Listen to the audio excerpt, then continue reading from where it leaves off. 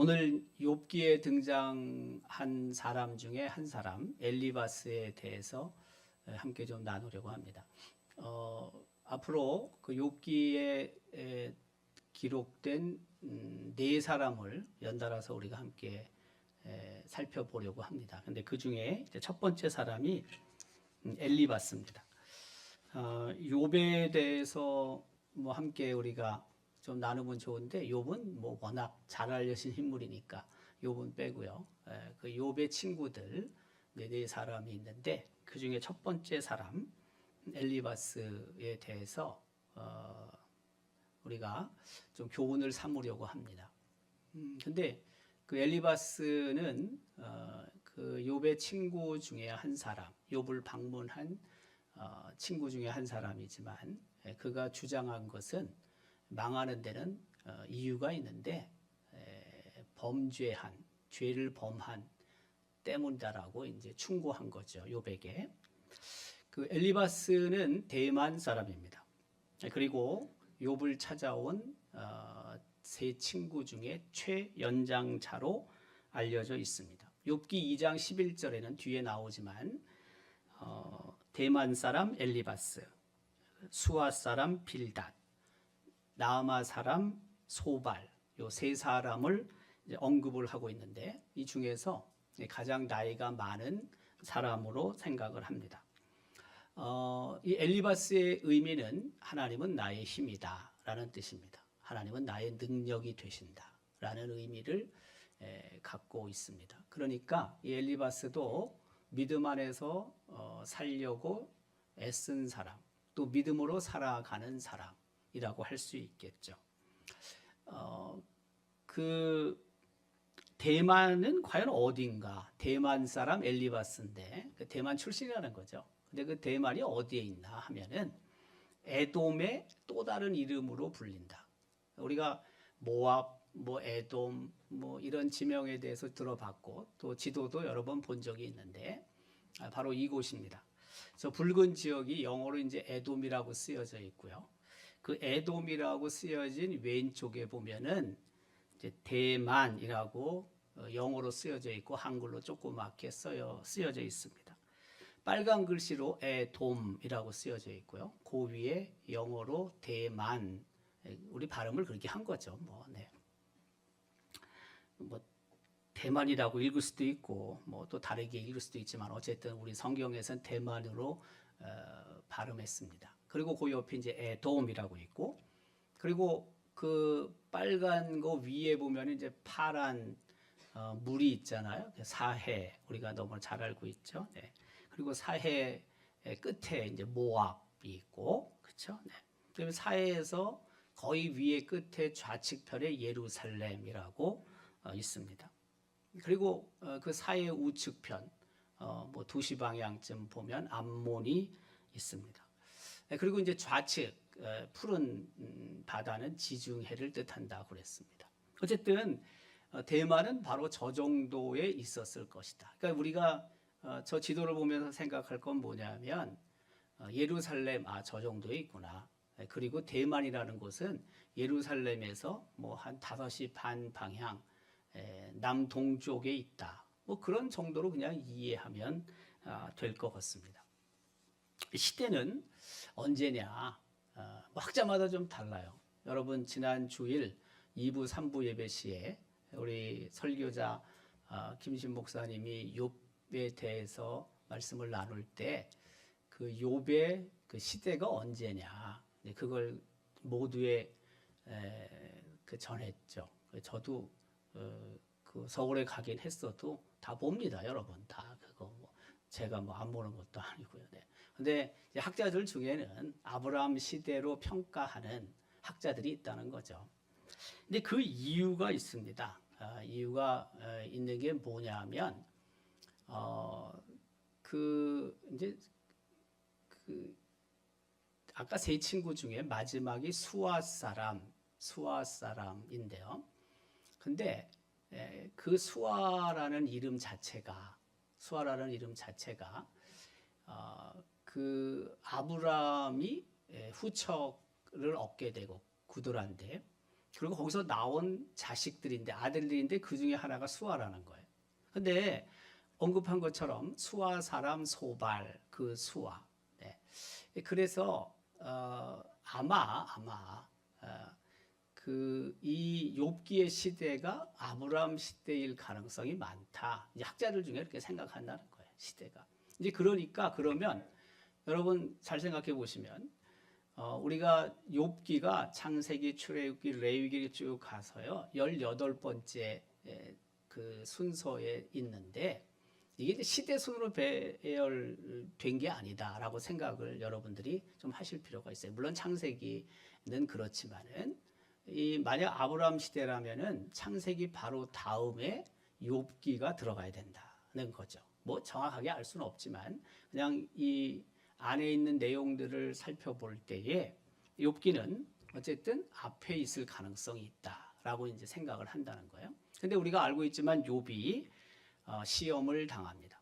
근데 욥은 어떤 사람이냐면 우스 땅에 살고 있었던 사람, 온전하고 정직해서 하나님을 경외하고 또 악에서 떠난 사람으로 욥기 1장 1절은 기록합니다. 그 우스는 어디냐 도대체 또. 네. 뭐 아까 여러분 잠깐 그 에돔 대만을 봤지만은 지금 좌측편이 이제 예루살렘 가나안 땅이고요. 그리고 좌측에 붙어 있는 게 지중해고 파란색이. 그다음에 바로 그 옆에 파란색 두 개가 있는데 밑에 있는 건 사해고 그리고 위에 있는 건 갈릴리 호수잖아요. 그리고 그 사해 밑에 아까도 언급했지만 에돔 땅에 있는 것이고 에돔 밑에 우스가 있다라는 거예요. 그러니까 우스 땅에 욥이라 불리우는 사람. 욥은 어디 살았냐? 저 정도쯤에 살았다. 아까 엘리바스가 대만 사람인데 에돔의 대명사로 그 대만을 말할 때 바로 근처에 살고 있었던 친구죠. 뭐 네, 한마디로 얘기하면 뭐 얼마나 또 그렇게 멀리서 오겠습니까? 어쨌든 욥은 저 우스 땅에 살았던 사람입니다. 그런데 욥에게 고난이 찾아옵니다.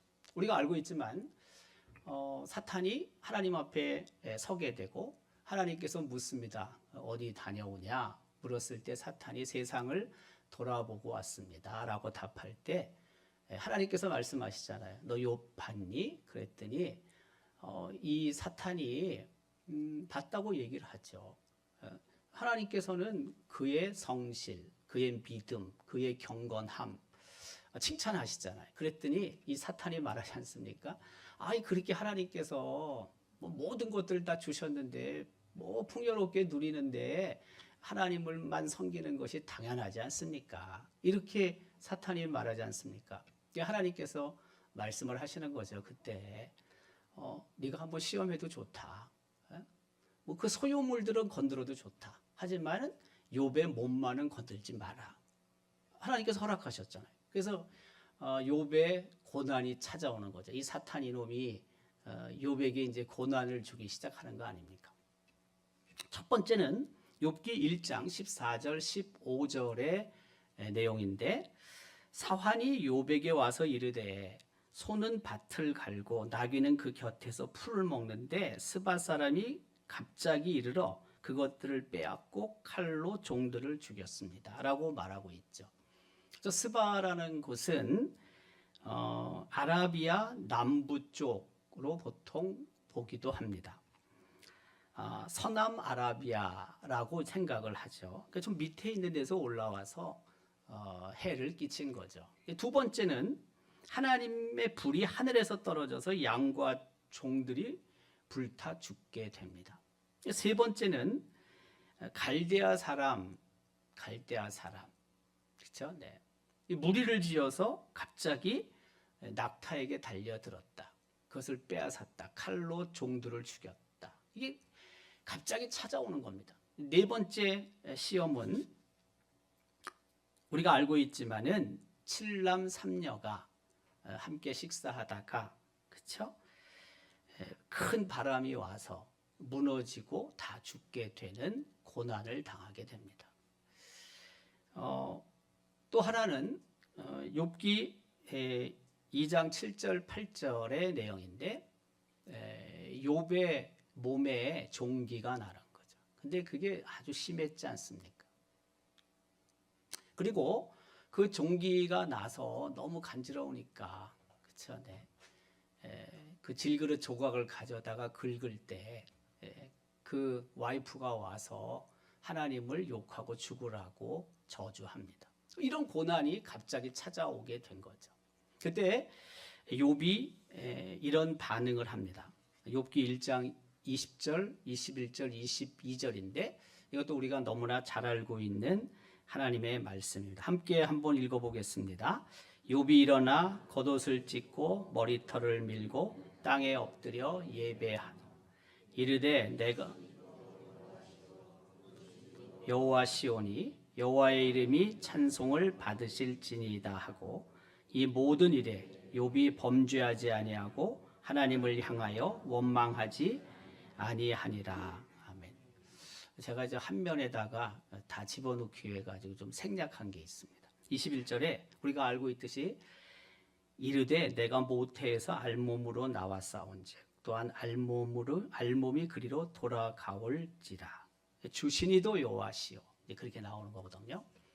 그러니까 욥은 그런 고난 속에서도 죄를 범하지 아니했고 그리고 하나님을 원망하지 않은 사람이었다라는 것입니다. 이와 같은 상황 속에서 욥의 세 친구가 찾아오게 됩니다. 그 세 친구의 이름은 욥기 2장 11절에 언급하고 있습니다. 그때에 욥의 친구 세 사람이 이 모든 재앙이 그에게 내렸다 함을 듣고 각각 자기 지역에서부터 이르렀으니 곧 대만 사람 엘리바스와 수아 사람 빌닷과 나아마 사람 소발이라고 기록하고 있습니다. 이들의 방문 목적은 위로하기 위함이었습니다. 그들이 욥을 위문하고 위로하러 하여 서로 약속하고 왔다고 기록합니다. 그러니까 그냥 막 와가지고 만난 게 아니고 서로가 의논을 해가지고 대화한 상태에서 어려운 지금 상황에 있는 욥을 위로하기 위해서 찾아온 것입니다. 그런데 이 욥의 모습을 본 이 세 친구는 망연자실하게 됩니다. 아마 평소에도 욥과 만남이 자주 있었던 것 같습니다. 뭐 자주라고 그랬자 뭐 요즘처럼 그렇게 자주는 아니겠지만 어쨌든 그래도 욥의 그 상태를 누구보다도 이 세 친구는 평소에 욥의 모습을 잘 알고 있었는데 지금 이제 보니까 뭐 다 무너져 내린 거죠. 네. 또 욥이 종기가 나가지고 뭐 엉망이 되었죠. 뭐 아들 딸들은 다 죽었죠. 뭐 재산들은 다 날아가 버렸죠. 이 모습을 보는 거죠. 그게 욥기 2장 12절 13절의 기록입니다. 눈을 들어 멀리 보매 그가 욥인 줄 알기 어렵게 되었으므로. 평소에 욥의 모습이 아닌 거예요. 네. 너무 바뀐 거죠. 너무 지금 어려운 상황에 있는 거죠. 그들이 일제히 소리질러 울며 각각 자기의 겉옷을 찢고 하늘을 향하여 티끌을 날려 자기 머리에 뿌리고 밤낮 7일 동안 그와 함께 땅에 앉았으니 욥의 고통이 심한 것을 보고 그에게 한마디도 말하는 자가 없었다고 기록합니다. 무슨 말로 위로를 하겠습니까, 여러분? 할 말이 없는 거죠. 사실 우리가 뭐 장례식장에 가서도 그래요. 할 말이 없죠, 할 말이. 가장 사랑하는 아버지, 어머니 혹은 자식, 형제를 먼저 보냈을 때 무슨 말을 우리가 합니까? 뭐 저는 뭐 사실 뭐 입관 예배 혹은 위로 예배 혹은 장례 예배 뭐 혹은 하관 예배를 집례하기 위해서 말씀을 전하긴 하지만 사실 그 성경 말씀이 아니라면은 할 말이 없습니다. 할 말이. 네. 무슨 말로 위로가 되겠습니까? 그 아픔, 그 슬픔, 그 고통 할 말이 없죠. 다만 제가 집례자가 돼야 되기 때문에 집례를 해야 되기 때문에 말씀을 전해야 되기 때문에 사실 말씀을 전하는 거지 인간적으로 봤을 때는요 할 말이 없습니다. 똑같은 겁니다. 저기도 지금 제 친구가 찾아와서 욥을 보았을 때 7일 동안 침묵을 지키는 거예요. 무슨 말로 여러분 그 위로가 되겠습니까? 아무 말로도 위로가 안 되는 거죠. 자, 근데 이제 왔으니까 또 친구들도 어쨌든 7일 동안은 침묵을 지키다가 이제 또 말을 하는 거죠. 네. 첫 번째, 아까 엘리바스는 대만 사람이고 그 세 친구 중에 가장 연장자라고 했습니다.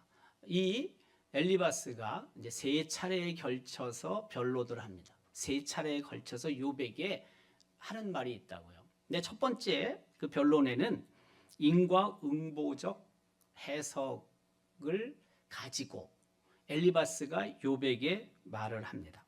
인과응보는 원인에 따른 결과가 있다는 것입니다. 한마디로 말하면 욥이 죄를 졌기 때문에 죄값을 치른다 이겁니다. 근데 우리가 알고 있지만 욥이 지은 죄가 없습니다. 적어도 이 사탄 이놈이 지금 심술을 부리는 거지. 그렇지 않습니까? 근데 그 상황도 잘 모르면서 엘리바스는 욥이 죄를 범했기 때문에 지금 벌을 받는 것이다 라고 생각하고 말을 하는 것이죠. 몇 가지 그 근거가 있습니다. 욥기 4장 7절인데요.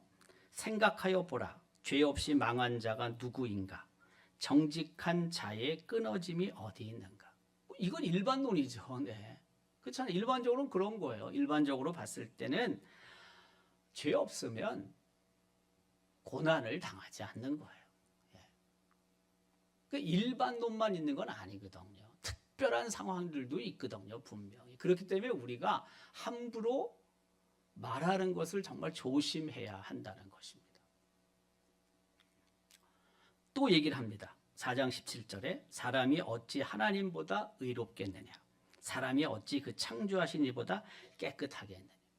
욥 네 아무리 뭐 경건하고 뭐 온전하다 할지라도 악에서 떠난 자라 할지라도 네가 하나님보다 의롭냐 이거죠. 네가 하나님보다 깨끗하냐 이거죠. 네. 세 번째는 욥기 5장 8절인데요. 나라면 하나님을 찾겠고 내 일을 하나님께 의탁하리라. 가만 보니까 욥이 하나님을 찾지도 않고 하나님 앞에 구하지도 않고 하나님을 신뢰하지도 않는 듯한 느낌을 받는 거예요. 왜? 욥은 자기가 지금 죄 지은 게 없다고 생각을 하니까. 네. 그런 모습이 비쳤던 거죠. 아니라는 거죠. 한마디로 이야기하면. 네가 지금 하나님 앞에 가서 하나님을 찾아 하나님 앞에 회개해야 한다는 것을 말하는 거죠. 욥기 5장 17절도 이렇게 기록합니다. 볼지어다 하나님께 징계받는 자에게는 복이 있나니 그런즉 너는 전능자의 징계를 없인 여기지 말지니라. 이것도 굉장히 조심스러운 표현입니다. 누군가 지금 고난 속에 있을 때 함부로 하나님의 징계라고 말하는 것은요 정말 조심스러운 겁니다. 그렇게 해서도 안 됩니다. 내가 뭘 안다고요 도대체? 그 사람에 대해서 뭘 안다고요? 엘리바스도 욥의 친한 친구 중에 한 사람이잖아요. 욥에 대해서 자기가 다 알고 있다고 생각하는 듯해요. 그러다 보니까 지금 그 고난이 한마디로 나중에 복이 될 거다. 이런 의미가 있는 거예요, 이게. 근데 그런 말도 사실은 하면 안 됩니다. 네. 안 하는 양 못 합니다. 예. 그러니까 우리가 누가 지금 힘들고 어려운 상황 속에서 나는 그래도 하나님의 말씀에 비추어 뭔가 말하고 싶은데 근데 그것조차도 잘못하면은 그에게 더 큰 상처가 될 수 있습니다. 사실 고난이 우리를 겸손하게 하기도 합니다. 또 고난을 통해서 그 하나님을 더욱 의지할 수 있게 만들기도 합니다. 근데 그렇다 하더라도 그런 이야기를 쉽게 할 수 있는 건 아니라는 걸 제가 얘기하는 거예요. 우리가 알아요. 그거 분명히 틀리지 않아요. 네. 그렇지만 그래도 그 말을 함부로 하면 안 됩니다. 정말 조심스러운 겁니다. 말 그런 거 하나하나 하는 것 자체가. 자, 이 첫 번째 이런 이야기를 엘리바스가 했을 때 욥이 응답합니다. 6장 1절에서 3절까지 내용도 제가 좀 축소한 것도 있습니다. 욥이 대답해 이르되 나의 괴로움을 달아보며 나의 파멸을 저울 위에 모두 놓을 수 있다면 바다의 모래보다도 무거울 것이라. 그러므로 나의 말이 경솔하였고. 내가 지금 엄청난 고난 속에 있다는 거예요. 엄청난 슬픔과 아픔 속에 있다는 거예요. 그런데 친구란 놈이 나타나가지고 네 잘못했다고, 네 지금 죄진 거 당해도 싸다는 식으로 얘기를 하니 이게 얼마나 속이 터지겠습니까, 여러분. 7장 21절도 같은 맥락이에요. 주께서 어찌하여 내 허물을 사하여 주지 아니하시며 내 죄악을 제거하여 버리지 아니하시나이까. 내가 이제 흙에 누우리니 주께서 나를 애써 찾으실지라도 내가 남아있지 아니하리이다. 아직 어쨌든 욥 입장에서는 자기가 범죄한 것이 없다는 거예요. 아무리 생각해 봐도. 왜 없겠습니까만은 어쨌든 욥은 그만큼 온전했던 사람, 정직했던 사람, 악에서 떠난 사람이잖아요. 근데 사실은 이것조차도 욥이 이런 말을 또 하면 안 되긴 해요. 그렇지만 너무 힘든 거예요, 지금. 항변을 하는 거죠, 항변을. 욥이. 이제 자기는 곧 죽게 될 것이다. 그것을 언급하고 있습니다. 두 번째 변론을 엘리바스가 또 해요. 욥의 말을 들었으니까 가만히 있지 않죠. 욥의 그 말 중에서 또 욥을 공격할 수 있는 거리들을 당연히 찾아낼 수밖에 없죠. 그래서 엘리바스가 욥을 책망합니다. 15장 4절, 5절, 6절입니다. 참으로 내가 하나님 경외해야 하는 일을 그만두어 하나님 앞에 묵도하기를 그치게 하는구나. 내 죄악이 내 입을 가르치나니 내가 간사한 자의 혀를 좋아하는구나. 너를 정죄한 것은 내가 아니요 내 입이라. 내 입술이 내게 불리하게 증언하느니라. 아니 지금 엘리바스가 하는 말, 자기가 생각할 땐 이게 결코 틀리지 않다는 거예요. 자기는 하나님의 뜻을 대변하고 있는 듯이 말하는 거예요. 네가 마음이 아프고 내가 지금 하는 말을 통해서 뭐 그게 콕콕 찌른다 할지라도 그게 당연하고 그게 맞다는 거예요.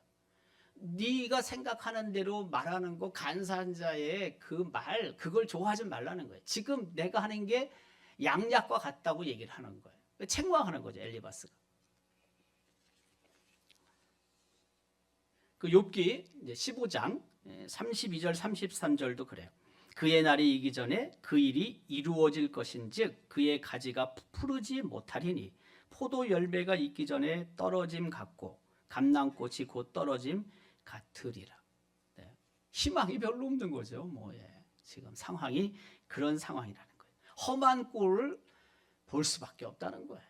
네가 범죄했으니까. 단정져서 말하고 있잖아요. 조심스러운 거예요. 결백을 계속해서 욥은 주장하게 됩니다. 그게 욥기 15장 19절부터 22절까지 말씀이고요. 그 하나님이 중보자로 계시는데, 중재자로 계시는데, 그분이 정말 내 속을 이거 다 드러내 보일 수도 없고, 그래서 지금 엘리바스가 그렇게 얘기하는데 하나님이 중재하셔서 정말 내 결백을 하나님께서 드러내 주시면 좋겠다. 그런 의미로 바로 저 말씀을 기록하고 있는 거죠.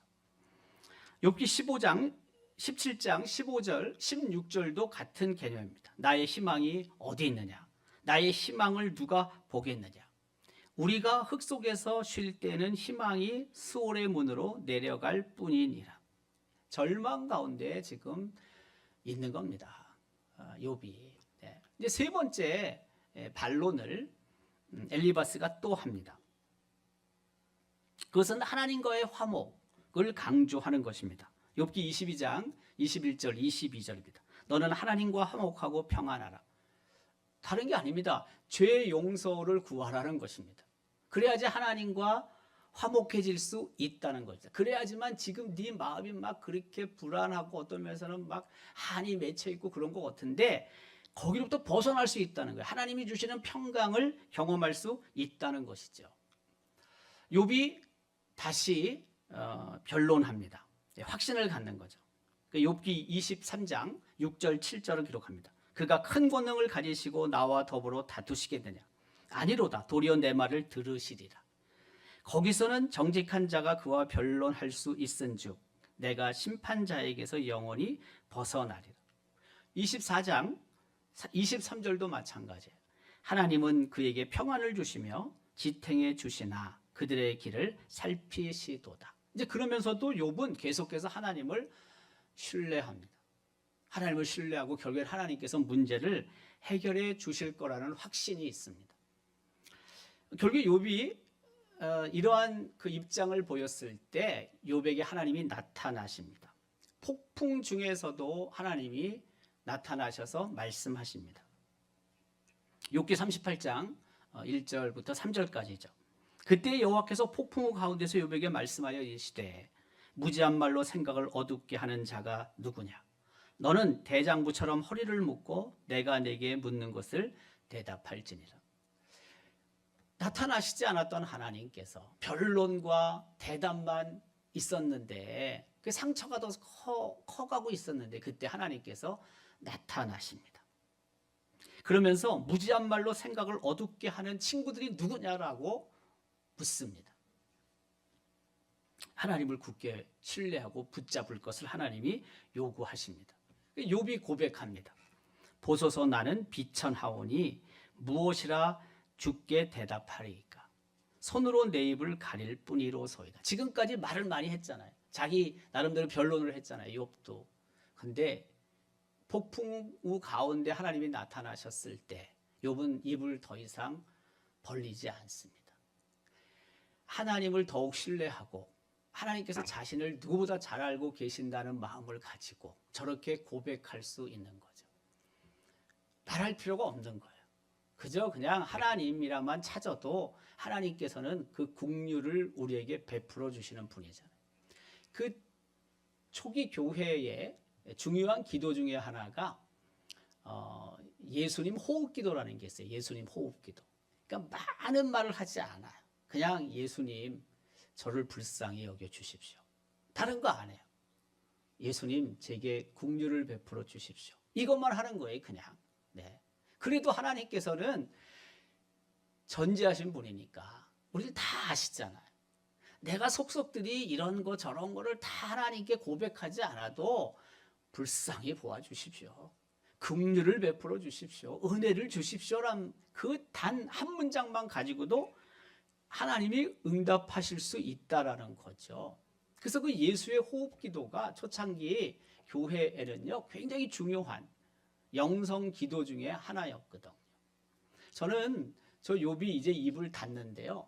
어떻게 보면은 가장 최선의 정답을 찾았다고 생각해요. 뭐 우리가 하나님 앞에 호소할 때도 있고 입을 벌려서 이런저런 말들을 하나님 앞에 많이 할 때도 있죠. 뭐 당연히 어디 가서 할 말도 없는데 뭐 누군 내 말 들어주지도 않는데 또 말해봤자 창피한데 뭘 얘기를 하겠어요. 하나님 앞에 우리가 다 쏟아놓을 수 있어요. 물론 그럴 때도 있어요. 그렇지만 원칙적으로 보면은 쏟아놓지 않아도 하나님께서 아세요. 하나님이 긍휼을 베푸신다고요. 사무엘의 어머니 한나가 그저 그냥 눈물을 흘리는 거 아니에요. 네. 중얼중얼하지만은 그러나 결국에는 하나님께서 그걸 들으시고 사무엘을 주시고 또라는 자식들을 주시는 거 아니에요. 마찬가지입니다. 우리가 하나님 앞에서 정말 입을 벌려 하소연할 때도 있지만 그러나 안 해도 내가 기도 제목이 뭔지도 잘 모르고 그 기도를 설령 세밀하게 하지 않아도 하나님 앞에 무릎 꿇은 것 자체가 하나님을 인정한다는 것이기 때문에 하나님께서 우리에게 크고 놀라운 은혜를 주시는 분임을 믿습니다. 그 하나님을 우리는 신뢰해야 되는 거예요. 오늘 이 엘리바스와 욥의 변론 응답을 통해서 두 가지를 생각하는데 첫째는 고난을 범죄의 결과라고 단정하지는 말자. 죄 때문에 고난을 받을 수는 있지만 그러나 죄가 아니어도 고난을 당할 수 있습니다. 우리가 알고 있듯이 고난의 이유는 첫째, 죄를 범해서 고난을 당할 수 있다. 두 번째, 하나님의 영광을 나타내기 위해 하나님께서 고난을 주실 수도 있다. 하나님의 이름이 높여지기 위해서, 하나님의 영광을 드러내기 위해서. 베데스다 연못가에 38년 된 병자, 하나님의 이름을 높여드리기 위해서. 세 번째는 십자가의 고난도 있다. 예수님의 뒤를 쫓기 위해서는 당연히 고난이 필요하다. 네 번째, 부주의해서 고난을 당하는 경우도 있다. 내가 잘못해가지고 죄는 아닌데 부주의해서 고난을 당하는 경우도 있다는 것입니다. 그러니까 고난을 반드시 범죄의 결과라고 단정할 이유는 없다. 그러나 고난이 찾아왔을 때 성령께 기도해야 한다. 성령께서 분별할 수 있도록 하나님 앞에 무릎 꿇을 필요는 있다. 내 고난이 도대체 왜 시작이 됐습니까?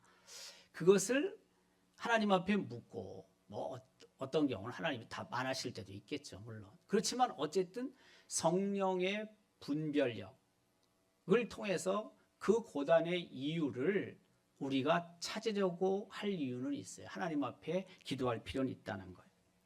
두 번째는 뭐냐면 낙심하지 말고 끝까지 인내하며 하나님을 신뢰해야 합니다. 욥이 고난을 당한 것은 하나님께서 욥을 사랑하지 않으셨기 때문이 아니라 하나님께서 욥을 신뢰하셨기 때문이잖아요.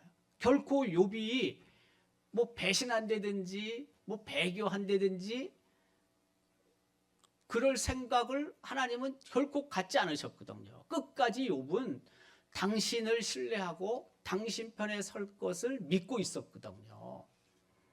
사실 이런 면에서 욥이 굉장히 위대한 거예요. 왜? 하나님께서도 인정하시는 사람이었으니까. 그렇지 않습니까? 우리도 사실은 마찬가지일 수 있습니다.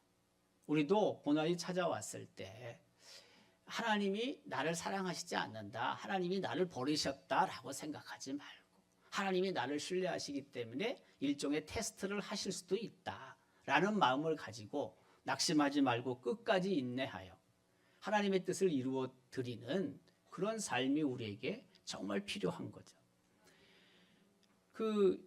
이제 우리 다음 주 월요일 날 또 화요일 날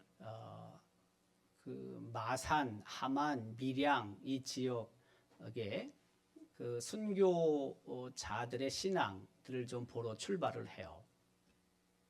그래서 그 경남 선교 120주년을 맞이해서 이제 기념관, 그리고 또 주기철 목사님의 그 기념관, 그건 이제 경남노회에서 운영하는 거예요. 경남노회에서 땅을 사가지고 경남도에 주었고, 경남 그 도에서 그 건물을 졌어요. 근데 건물을 진 이후에 거기에 이제 운영을 하고 또 뭐 이런 전기값이든 또 이제 거기서 근무하는 사람도 있어야 되잖아요, 이게. 그래서 그거는 다 경남노에서 해요, 거기가. 근데 거기를 방문하고 이제 마산 문창교회라는 곳을 가요. 우리 40명이 다음 주 월요일 출발하게 되는데, 그 마산 문창교회는요 1901년도에 세워진 교회예요. 우리 교회가 1909년도, 거기가 우리보다 8년 먼저 세워졌는데, 그 교회에요 한국 교회사에 나오는 목사님들이 거기 4명이나 있어요. 4명이나. 우리 교회는 한국 교회사에는 잘 안 나옵니다. 우리 교회 목사님들. 우리가 볼 때는 뭐 위대하지만요. 거기 교회 목사님들에 비하면 우리는 한국 교회사는 안 나와. 뭐 내용적으로 볼 때는 우리가 그 위대하신 어리라고 우리는 자부할 수 있지만은 한국 교회사는 아니야.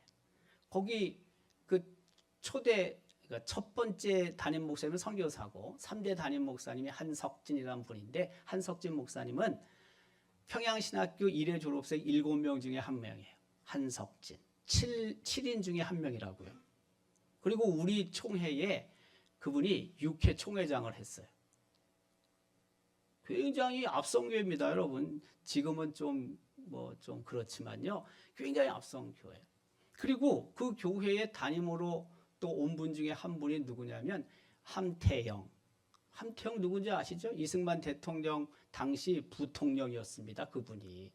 한국교회 역사적인 인물이 거기 있습니다. 우리는 그렇게는 안 나와요. 우리 교회 목사님. 세 번째, 그 유명한 아까 순교자 누구요? 주기철 목사님이 거기 담임이었다고요. 그 교회에. 거기 계시다가 평양 산정형 교회로 가셔서 목회하다가 감옥에 갇히고 끝까지 믿음을 포기하지 않다가 순교 당하신 거예요. 그 주기철 목사님도 그 교회 담임이었다니까요. 그리고 또 한 분이 있어요. 이게 지금 1930년대까지 얘기야. 1901년부터 1940년 전에 한 분이 누구냐면 한상동 목사님. 한상동 목사님은 누구냐면요, 우리나라 고신 측의 대표적인 인물이에요. 고신 측에. 그러니까 40년 전까지 이 네 분 목사님이요, 그 교회를 담임했다니까요. 예. 이 네 분들은요, 한국교회 반드시 이름이 나옵니다. 반드시. 예. 우리는 안 나옵니다. 우리 교회 목사님들은 나오지 않습니다. 네. 그러니까 우리가 볼 때는 우리 교회 목사님들이 위대하죠. 네. 그렇지 않습니까? 네. 김영자, 옥자, 뭐 이대자, 영자, 뭐 정재순 목사님, 우리가 생각할 때는 위대하지만 그 교회에 비하면 어쨌든 한국 교회 역사에는 우리는 이름이 이대영 목사님 한 분 나올 거예요. 이대영 목사님. 왜? 선교사로 중국에 파송을 받았으니까. 근데 안 그렇습니다. 아주 위대한 교회입니다. 그 교회를 여러분 갑니다. 그 교회를 우리 40명이 가서 마산 문창교회 역사를 들을 겁니다. 근데 여러분 가서 이제 보시면 알지만은 제가 봤을 때 아주 그 컨텐츠나 스토리가 굉장히 많이 당연히 있을 텐데 이게 소개가 잘 안 됩니다.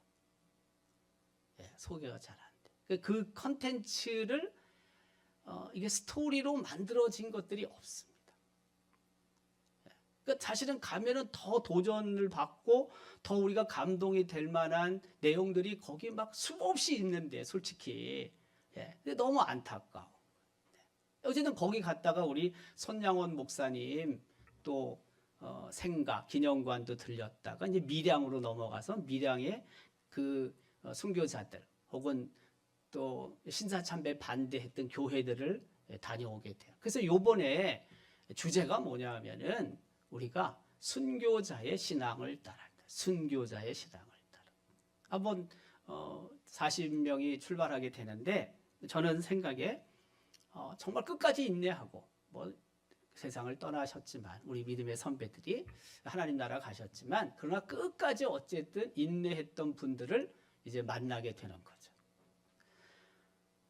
특별히 그 주기철 목사님 그 순교 기념관을 가면은요, 우리 요 안동 지역에 순교자 3사람의 얼굴을 볼 수가 있습니다. 거기 가면. 거기 이제 경상도의 순교자 이렇게 명단이 쭉 나와요. 사진하고. 나오는데, 1번, 이하교회 출신인 전계원이라는 그때 전도사님이 순교당했고, 서울에서.